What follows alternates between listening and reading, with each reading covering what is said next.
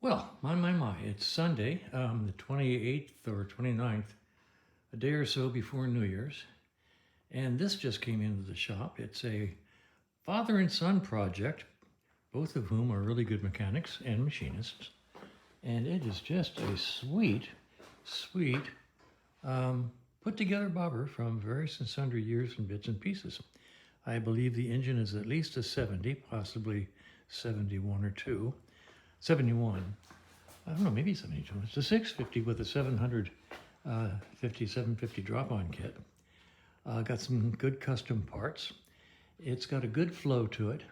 It has a patina style paint job that I think is just fascinating for the bike. Everything they did is done nicely. I'm going to redo a few things for them. The fellow, the son who wired it with negative ground because he's familiar with that, being a Harley rider.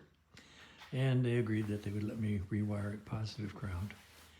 And I'm going to check the valves, check the timing, get good gas flow to the carburetor, and see if I can get her to fire up. It's got a Boyer in it. That's a good news.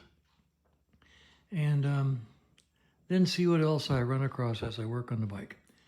But it is a very nice looking bobber. You can take this sucker to any bike gathering and it will turn a few heads. I like it a lot. So this is a test of a new audio system. My good buddy Jeremy from England brought it to me as a Christmas gift, gave it to me in Cuba, when we were in Cuba together, when we did our Cuba vacation. 10 days in Cuba, riding motorcycles. We had a ball. It was fun.